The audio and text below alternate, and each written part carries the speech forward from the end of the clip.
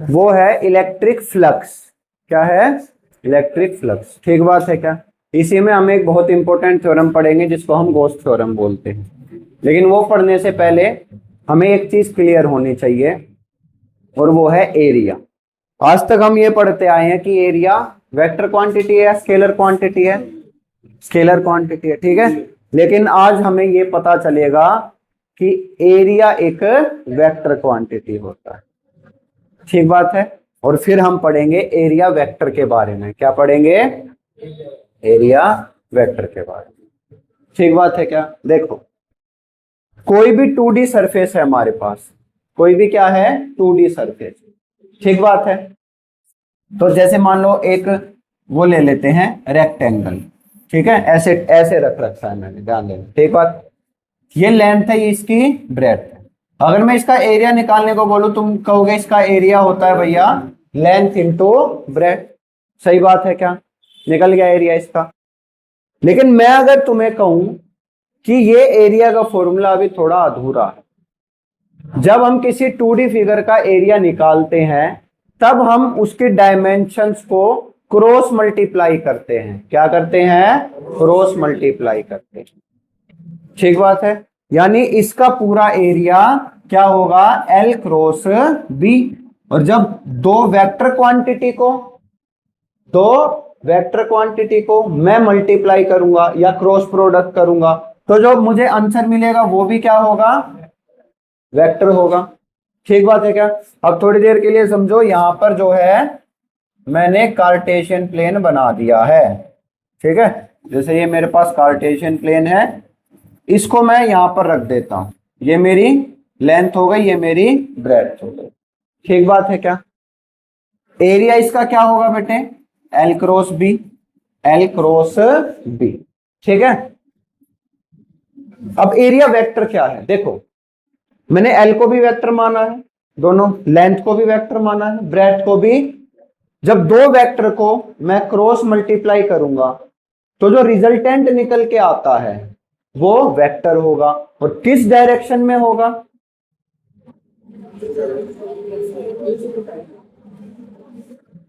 Cross product में जो resultant निकलता है वो दोनों वेक्टर्स के परपेंडिकुलर होता है। ये हमने पढ़ा था 11th क्लास में, याद है या नहीं है? दो वेक्टर्स का जब क्रॉस प्रोडक्ट करते हैं तो जो रिजल्टेंट निकलता है वो दोनों वेक्टर के परपेंडिकुलर निकलता है। उसके लिए हमने रूल भी तो पढ़ा था, लेफ्ट हैंड वाला निकाले थे ना, एक वेक्टर से दूसरे वेक्टर की तरफ घुमाओ। याद है या नहीं है? तो जैसे मुझे करना है L क्रॉस B। क्या करना है? L cross B। मैं इस वेक्टर से इस वेक्टर की तरफ भी घुमा सकता हूं उंगलियां। तो किस तरफ आएगा रिजल्टेंट? बाहर की तरफ। या मैं इस तरफ से इस तरफ भी घुमा सकता हूं। क्या किस तरफ आएगा? अंदर की तरफ। तो जो मेरे एरिया वेक्टर की डायरेक्शन है वो इस तरफ भी हो सकती है और उस तरफ। यानी कि कौन सा है ये? X Y Z। प्लस के की तरफ भी हो सकती है और माइनस के की। तो यहां से जो मेरा रिजल्टेंट निकलेगा, जो मेरा एरिया वेक्टर निकलेगा, वो या तो ये निकलेगा या तो ये निकलेगा। समझ में आई? क्योंकि कुछ स्पेसिफाई नहीं है, L क्रॉस B करूं या B क्रॉस L करूं, कुछ भी कर सकता हूं मैं। तो एरिया वेक्टर जो है इस प्लेन के परपेंडिकुलर होगा, इस तरफ होगा या इस तरफ। समझ में आई बात? हाँ या ना? ठीक है। अब फिर कई बच्चों के मन में एक सवाल उठता है कि भैया चलो ठीक है, ये तो ठीक है, लेंथ और ब्रेड्थ दो थी, ये पता लग गया, हमें क्रॉस मल्टीप्लाई करना है। अगर तो जो मैं सर्कल ले लूं, क्या ले लूं? अब बताओ, इसकी ना तो लेंथ है ना तो ब्रेड्थ है, किसको मल्टीप्लाई करोगे? क्योंकि इसके एरिया का फॉर्मूला क्या होता है बताना जरा। और आर स्क्वायर करना है मुझे। क्या करना है? Are square. आर स्क्वायर का मतलब क्या है? R cross r. और दोनों आर के बीच में एंगल कितना? 90 डिग्री। अरे आर आर, मान लो ये इसकी रेडियस है, आर और आर, आर को दो बार लिया ना, तो दो आर के बीच में एंगल कितना हो जाएगा? 0 डिग्री। कितना हो जाएगा? तो ये मेरा आंसर तो आर आर साइन 0 डिग्री यानी 0 आ गया। तो क्या इसका एरिया 0 है क्या? फिर समझ रहे हो ना मैं क्या कह रहा हूं?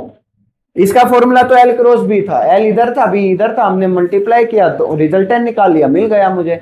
लेकिन इस केस में तो मुझे आर को ही 2 बार मल्टीप्लाई करना है, तो मैं आर को 2 बार मल्टीप्लाई करूंगा, आर क्रॉस आर करूंगा तो आर और आर के बीच में एंगल कितना 0 डिग्री, तो वो तो एरिया 0 हो गया। क्या इसका एरिया 0 है?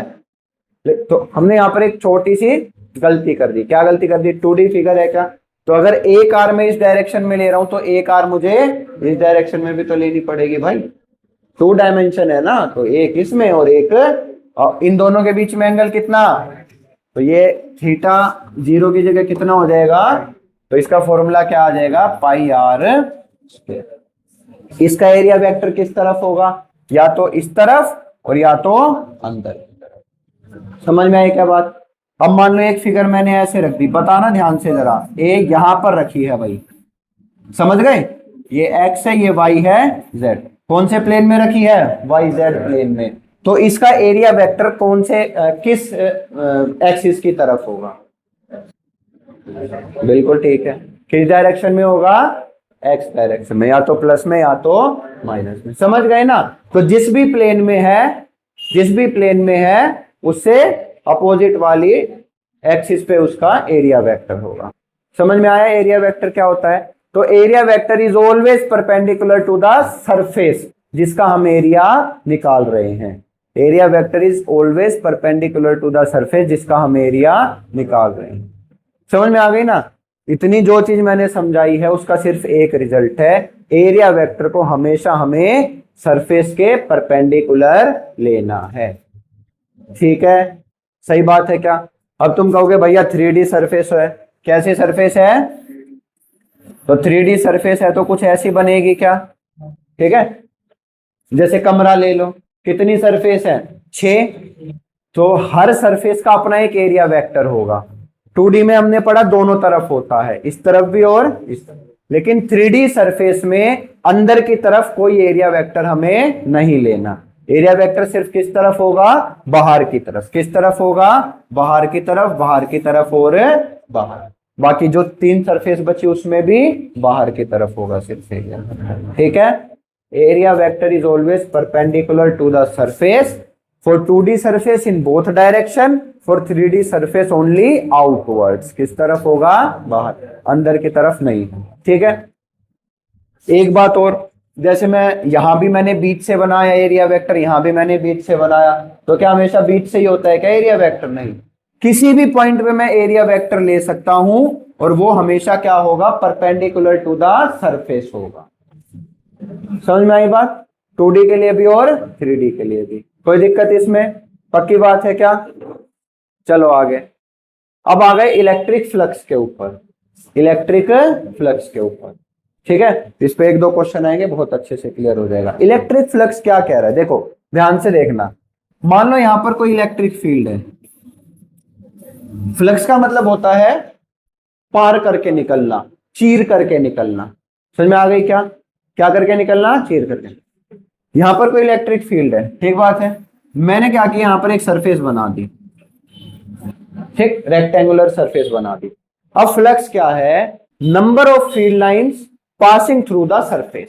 क्या है, number of field lines passing through the surface, उसी को हम क्या बोलते हैं, फ्लक्स बोलते हैं। क्लियर हुई ये बात? किसी भी सरफेस में कितनी फील्ड लाइंस निकल रही हैं परपेंडिकुलरली, कितनी फील्ड लाइंस निकल रही हैं परपेंडिकुलरली, उसी को हम क्या बोलते हैं, इलेक्ट्रिक फ्लक्स बोलते हैं। समझ में आया बात? चलो अब एक बात बताना जरा मुझे कि अगर मैं नंबर ऑफ फील्ड लाइंस को बढ़ा दूं, नंबर ऑफ फील्ड लाइंस को, इसका मतलब क्या हुआ, मैंने ई को बढ़ा दिया, क्या बढ़ा दिया, ई की वैल्यू इंक्रीज कर दी मैंने, तो क्या फ्लक्स बढ़ गया क्या, हाँ या ना? तो मुझे एक बात पता चली क्या, कि फ्लक्स जो है जिसको हम किससे दिखाते हैं, फाई ई से, किससे दिखाते हैं, वो किस पे डिपेंड कर रहा है, इलेक्ट्रिक फील्ड के ऊपर। इलेक्ट्रिक फील्ड बढ़ेगा तो फ्लक्स बढ़ेगा, इलेक्ट्रिक फील्ड घटेगा तो फ्लक्स भी घटेगा। समझ में आई ये बात? अच्छा एक बात और, अभी देखो इसमें से कितनी इलेक्ट्रिक फील्ड लाइन पास कर रही है, 1 2 3 4 ही है ना। मैं क्या करता हूं, मैं सरफेस एरिया बढ़ा देता हूं, यानी कि मैं एरिया बढ़ा देता हूं। मैंने एक ऐसा प्लेन रख दिया जिसका एरिया ज्यादा है, तो क्या फ्लक्स बढ़ गया क्या? हाँ या ना? 1 2 3 4 5 6 7, कितना हो गया फ्लक्स? 7। पहले कितना था? 4। तो यहां से मुझे एक बात और पता चली, क्या कि ए पे भी डिपेंड कर रहा है। अगर मैं ए को बढ़ाऊंगा तो फ्लक्स बढ़ जाएगा, ए को घटाऊंगा तो फ्लक्स घट जाएगा। समझ में आई क्या बात? हाँ या ना? ठीक है। तो मेरा फ्लक्स जो है वो दो चीजों पे डिपेंड कर रहा है, ई पे और ए पे। क्या किसी और चीज पे भी डिपेंड कर रहा है? अब वो हम पता लगाते हैं। कैसे पता लगाएंगे, ध्यान से देखना। मान लो इसको मिटो दें तो समझ में आ गया ना।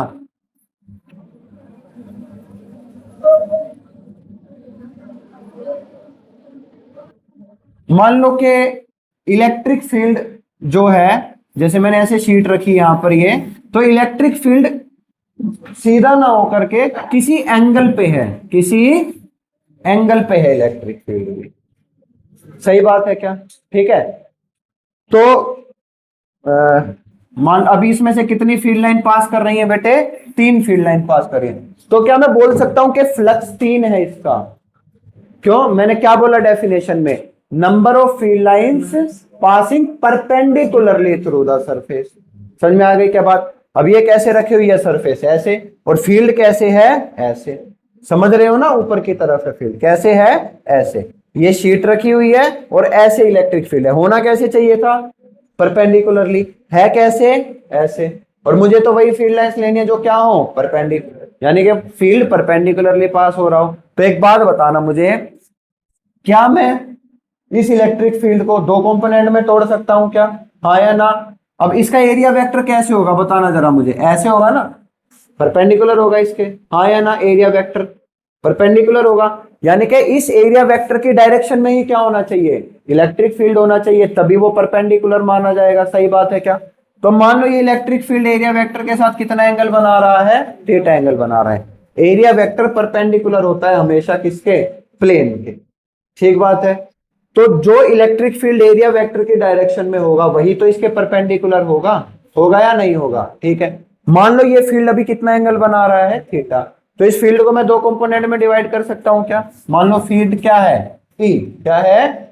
तो इस डायरेक्शन में हो जाएगा ई कोस थीटा, और इस डायरेक्शन में हो जाएगा ई साइन थीटा। अब इससे तो मुझे कुछ लेना देना है नहीं, क्योंकि ये तो परपेंडिकुलर नहीं है शीट के। कैसा हो गया? तो पैरेलल हो गया। शीट ऐसे और शीट के पैरेलल हो गया, इससे तो मुझे कुछ लेना देना है नहीं।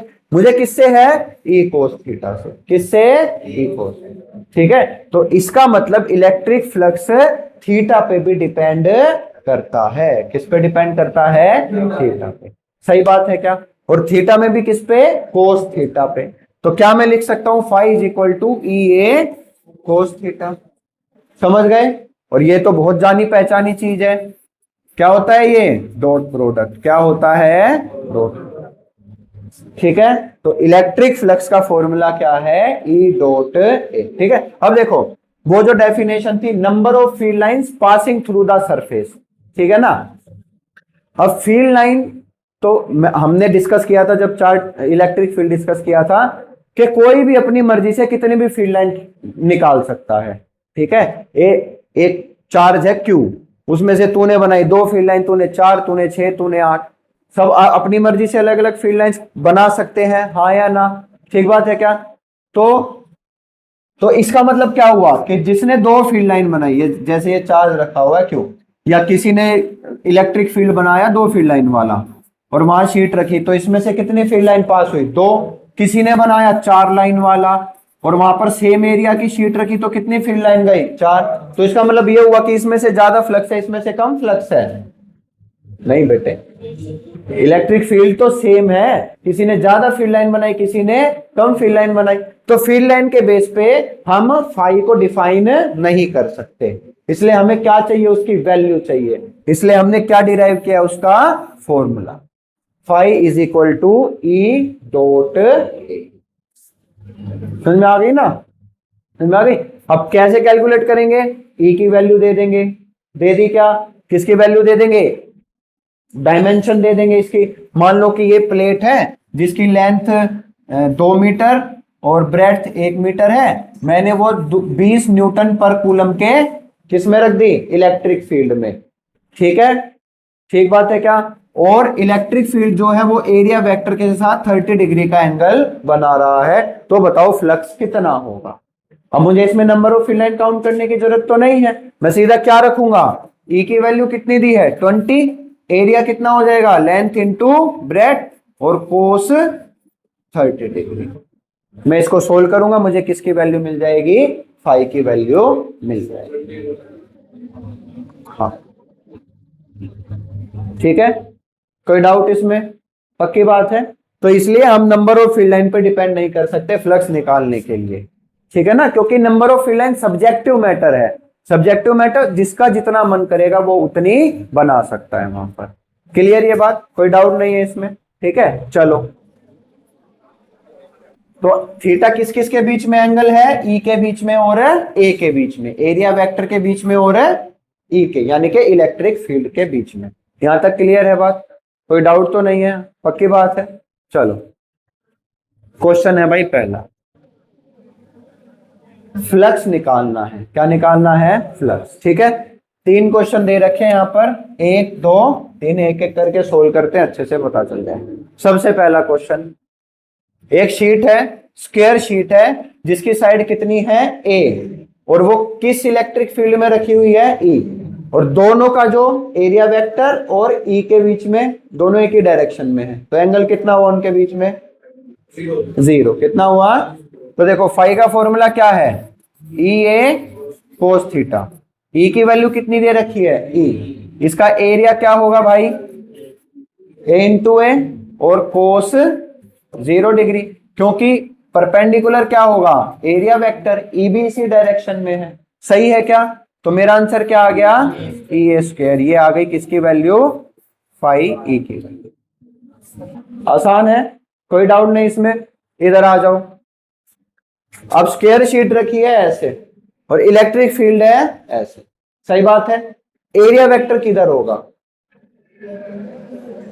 बाहर की तरफ या फिर अंदर की तरफ, कुछ इस तरीके से होगा क्या, तो एरिया वेक्टर इधर और इलेक्ट्रिक फील्ड इधर, एरिया वेक्टर इधर, इलेक्ट्रिक फील्ड इधर, दोनों के बीच में एंगल कितना 90, तो फाई क्या होगा, ई ए कोस थीटा, ई की वैल्यू ई, ए की वैल्यू ए स्क्वायर, और कोस कितना हो जाएगा भाई।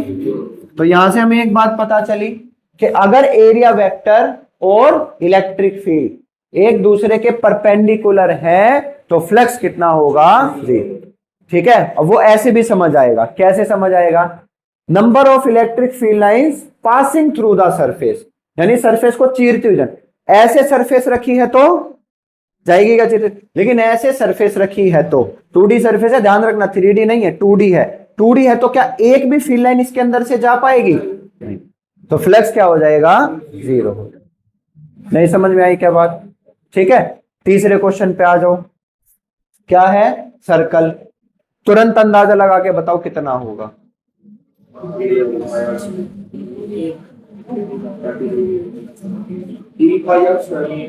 हाँ, ई पाई आर स्क्वायर कोस 30 डिग्री, है ना, कितना होगा कोस 30, बिल्कुल ठीक है। फाई कितना होगा, ई ए कोस थीटा, ई की वैल्यू ई है, ए कितना होगा, रेडियस आर है तो पाई आर स्क्वायर, और कोस 30 डिग्री, कोस 30 की वैल्यू √3/2, तो क्या हो गया, √3 पाई आर स्क्वायर बाय 2, ये मेरा क्या आ गया, हाँ बोलो, ई की कोई वैल्यू दे नहीं रखी ना, ये कोई मान रखा है यहाँ पे, ठीक है। चले आगे,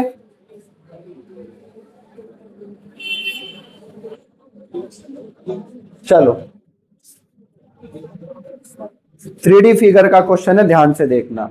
कह रहा है फ्लक्स इस डायरेक्शन में है, ठीक बात है क्या। यहां पर क्या रखा हुआ है, क्यूब रखा हुआ है जिसकी साइड कितनी है, ए है। इसकी हर एक सरफेस में से हमें इलेक्ट्रिक फ्लक्स बताना है कितना होगा, हर एक सरफेस में से इलेक्ट्रिक फ्लक्स बताना है कितना, ठीक बात है। तो क्वेश्चन, हर एक सरफेस को लिखने से पहले अब हम थोड़ा सा सोचते हैं हमने अब तक क्या पढ़ा है। हमने पढ़ा है कि अगर एरिया वेक्टर और इलेक्ट्रिक फील्ड एक ही डायरेक्शन में है तो फ्लक्स है, ठीक है। और अगर एरिया वेक्टर और इलेक्ट्रिक फील्ड 90 डिग्री पे है तो फ्लक्स 0, ठीक बात है क्या। अब इनके एरिया वेक्टर बनाओ 1 मिनट के लिए। ऊपर वाली के लिए मान रहे हो क्या, नीचे वाली के लिए समझ में आई बात, हाँ या ना। तो और एरिया वेक्टर किधर है, ये एरिया वेक्टर हो गया हमारा, और फील्ड किधर है, इधर।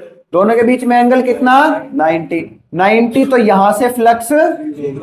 इसी तरह फील्ड किधर है, एरिया वेक्टर किधर है, एंगल कितना, और एंगल 90, तो फ्लक्स कितना, नीचे से भी 0।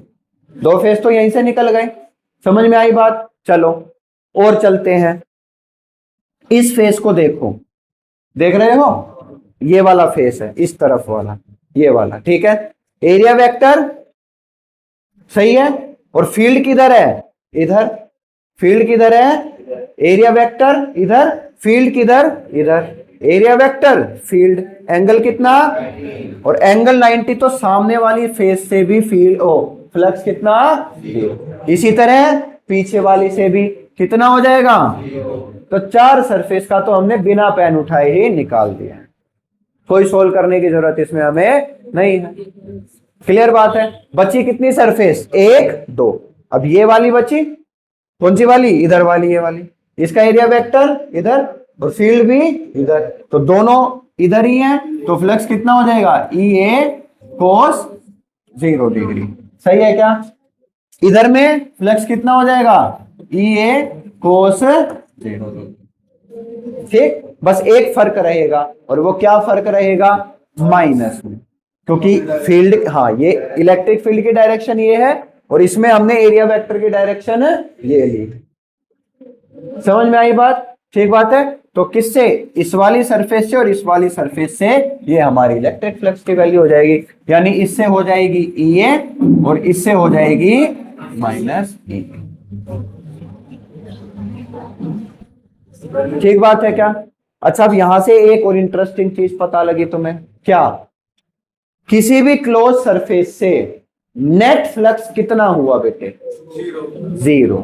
नेट, हाँ नेट फ्लक्स कितना हुआ, 0 हुआ, क्योंकि इन दोनों को ऐड करूंगा तो क्या आ जाएगा, 0 आ गया ना। अब ऐसा क्यों हुआ, जितनी फील्ड लाइन इसके अंदर जा रही है उतनी ही बाहर भी तो आ रही है, समझ गए ना। तो फ्लक्स क्या हो गया, 0। गौरव ठीक है, बिल्कुल कोई डाउट नहीं इसमें। एरिया वेक्टर क्लियर हो गया, फ्लक्स क्लियर हो गया, फ्लक्स का फॉर्मूला क्लियर हो गया, ठीक है। थीटा किस किस के बीच में एंगल होता है, फील्ड और area vector. Very good, clear है ये बात। चलो एक क्वेश्चन है, क्या नहीं करना, चल अरे यार तो फिर करके दिखा दे। तेरे अरे यार का मतलब तो ऐसा था, अरे यार सर इतना आसान क्वेश्चन फिर दे दिया आपने, चल तो कर दे फिर फटाफट, 1 मिनट लगाइए कर दे फटाफट। कुछ नहीं है, बहुत आसान है, ये भी बहुत आसान है, वेरी वेरी इजी। ठीक है, ठीक है। सबसे पहली बात तो इलेक्ट्रिक फील्ड किस डायरेक्शन में है, इस डायरेक्शन में है, सही बात है क्या। मुझे यहां पर क्या चीज नोटिस करनी पड़ेगी, जैसे 3D फिगर है क्या, क्लोज फिगर है क्या, सिलेंडर है ना, हाँ या ना। तो जैसे जब मैंने वहां पर क्यूब रखा था तो कितनी फेस मिले थे मुझे, उसके 6 सरफेस मिले थे। इसमें कितने सरफेस है बताओगे जरा, 3 है, 2 सर्कल और एक वो सिलेंडर का कर्ड सरफेस है, ठीक बात है ना, 3 ही सरफेस है। कुछ भी करने से पहले मैं सबसे पहले अपना वो 0 वाला फॉर्मूला लगा लूं क्या, कि किसी में से 0 तो नहीं है, ठीक है। तो देखो 3 सरफेस है, ये वाला सर्कल है क्या, तो इस पे जो मैं एरिया वेक्टर बनाऊंगा बाहर की तरफ इधर बनेगा क्या, और फील्ड भी इसी डायरेक्शन में, तो दोनों के बीच में एंगल कितना 0, तो इसका मतलब इसमें से तो फ्लक्स होगा। इधर बनाऊं तो इधर पैरेलली बनेगा क्या, तो इसका मतलब इसमें से भी फ्लक्स होगा। अब बची कर्व्ड सरफेस, क्या बची, कर्व्ड सरफेस, एक बार दिखाइए कॉपी। अब बची कर्व्ड सरफेस, ध्यान देना बेटे, ये कर्व्ड सरफेस है क्या, ठीक है ना, ये कर्व्ड सरफेस है हमारी। फील्ड कैसे है, इस तरफ, फील्ड कैसे है, इस तरफ, देख पा रहे हो फील्ड को, ठीक है। अब कर्ड सरफेस है, कैसी भी सरफेस हो, हमने पढ़ रखा है एरिया वेक्टर हमेशा परपेंडिकुलरली आउटवर्ड्स होगा, परपेंडिकुलरली। ठीक है, अब देखना जरा, फील्ड एरिया वेक्टर, फील्ड किसी भी पॉइंट पे ले लूं मैं, फील्ड एरिया वेक्टर, फील्ड, समझ में आया क्या बात? इधर से ले लूं मैं फील्ड और एरिया वेक्टर, तो हर पॉइंट पे, इस सरफेस पे हर पॉइंट पे area vector is perpendicular to the field. समझ में आ गई बात? तो इसका मतलब इस पूरी कर्ड सरफेस से फ्लक्स कितना हो जाएगा मेरे बेटे, कितना हो जाएगा मेरे बेटे? समझ में आ गई क्या बात? तो ना तो मुझे फॉर्मूला लगाना, ना तो मुझे फॉर्मूला लिख के ही दिखाने की जरूरत, सीधा बता देंगे हम। ठीक बात। अब इस सरफेस, इस ट्रायंगल को ए बोल देता हूं, इसको बी बोल देता हूं। तो फ्लक्स ए से बताओ जरा, ई ए कोस 0 डिग्री, ई की वैल्यू तो ई दे रखी है, एरिया कितना होगा मेरे भाई? पाई आर स्क्वायर, मान लो इसकी रेडियस दे ही रखी है आर हमें, तो ई पाई आर स्क्वायर कोस 0 1 हो जाएगा, ये हो गई फाई ए की वैल्यू। और इसी तरह फाइव बी की वैल्यू क्या हो जाएगी? सिर्फ माइनस में नेट हो जाएगा। समझ में आई बात? क्लियर है? कोई मुश्किल चीज नहीं है इसमें। चलो आगे, इससे निकालो। अब इसमें थोड़ा सा और वेरिएशन है इस क्वेश्चन में। यहां पर देखो, पिछले हर क्वेश्चन में field E, field E, field E, field E, field E, लेकिन यहां पर ई नोट एक्स आई। तो इस चीज से तुम क्या समझे, कोई बता सकता है मुझे? आई की तरफ होगा, आई की तरफ होगा एस डायरेक्शन में, पहली बात ठीक है। दूसरी बात,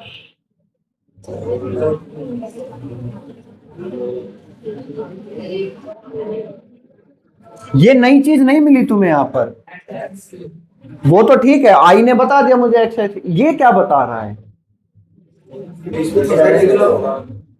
क्या क्या? हाँ, जो फील्ड है वो किस पे डिपेंड कर रहा है? डिस्टेंस पे डिपेंड कर रहा है। देखो, अगर x बढ़ता चला जाएगा तो ई भी बढ़ता चला, x अगर बढ़ता चला जाएगा तो ई भी, क्योंकि मल्टीप्लाई है क्या दोनों। ई नोट क्या है? जो यहां पर वैल्यू है, ई नोट का मतलब जो यहां पर ओरिजिन पर x0 पर वैल्यू है। ई नोट कोई बेसिक वैल्यू है, ई नोट कोई जो x के साथ वेरी कर रही है, क्या कर रही है? x के साथ किसी भी पॉइंट पर जो इलेक्ट्रिक फील्ड होगा वो E होगा। और E को, E का मुझे कैसे पता चलेगा? जब उस बेसिक वैल्यू को मैं x के साथ मल्टीप्लाई, जैसे ओरिजिन पर मुझे निकालना है E, किस पे निकालना है? तो ओरिजिन पे x की वैल्यू क्या है बोलो? तो E की वैल्यू क्या हो जाएगी? 0 हो जाएगी। ठीक बात है। अगर ओरिजिन पर मुझे E निकालना है, इलेक्ट्रिक फील्ड कितना है, तो ओरिजिन पर x क्या? 0, तो इलेक्ट्रिक फील्ड भी यहां क्या हो जाएगा? 0 हो जाएगा। ठीक बात है क्या?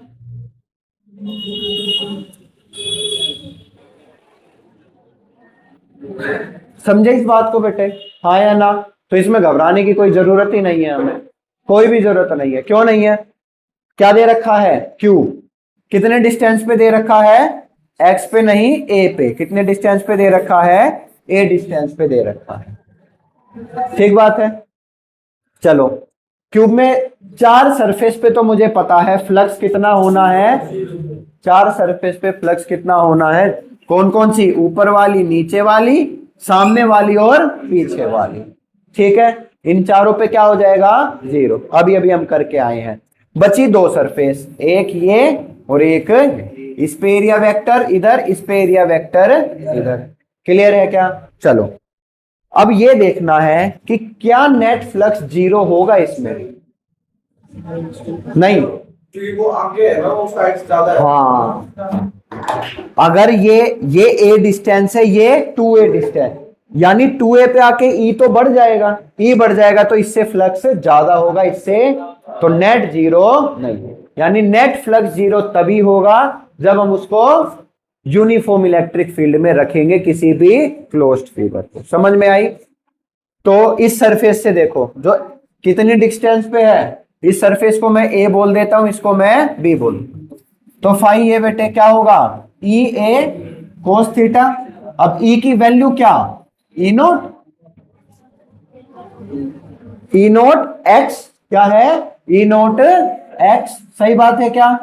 ए, इस सरफेस का एरिया कितना है बेटे, एल इंटू बी, नहीं स्क्वायर क्यूब है, तो सरफेस कैसी होगी, स्क्वायर सरफेस होगी, तो ए इंटू ए क्या हो जाएगा, ए स्क्वायर, और कोस 0 डिग्री। नहीं समझे क्या, नहीं समझे क्या, ई की वैल्यू, ठीक है। अब देखो ई किस पे डिपेंड कर रहा है, डिस्टेंस पे, ये डिस्टेंस कितना है बेटे, ए, तो मैं एक्स की जगह क्या पुट कर दूंगा, ए स्क्वायर, कोस 0 की वैल्यू 1 होती है, तो मुझे क्या मिला, ई नोट ए क्यूब, इतनी वैल्यू हो जाएगी। नहीं समझ आई बात, आई ना समझ में। इस सरफेस से देखते हैं, इसको बी बोला है, तो ई ए, देखो थीटा तो 0 ही रहना है, थीटा कितना रहना है, 0 रहना है, क्लियर है ये बात। ई की वैल्यू क्या, ई नोट एक्स, ए तो फिर ए स्क्वायर हो जाएगा। अब देखो हाँ, एक्स की वैल्यू अब कितनी है बेटे, ए ये और ए ये भी तो है, ए ये भी तो है, तो ए और ए कितना हो गया, 2a स्क्वायर, यानी कि 2 ई नोट ए क्यूब, यहां से क्या हो जाएगी इसकी वैल्यू, दुगनी हो जाएगी। ठीक बात है क्या, और किस डायरेक्शन में, बस तो फिर एक माइनस का साइन लगा दो, नहीं इससे होगी ना माइनस डायरेक्ट, ये वाली माइनस में होगी और ये वाली प्लस में, क्योंकि फील्ड तो इस डायरेक्शन में है। क्लियर है ये बात, पक्का, फंसोगे तो नहीं अब अगर ऐसा कुछ मिल गया तो। चलो गोस लो, इसको हम अगली क्लास में कंटिन्यू करेंगे, ठीक है। आज के लिए इतना बस, इसको रिवाइज करके आना, आज वीडियो डल जाएंगी दोनों।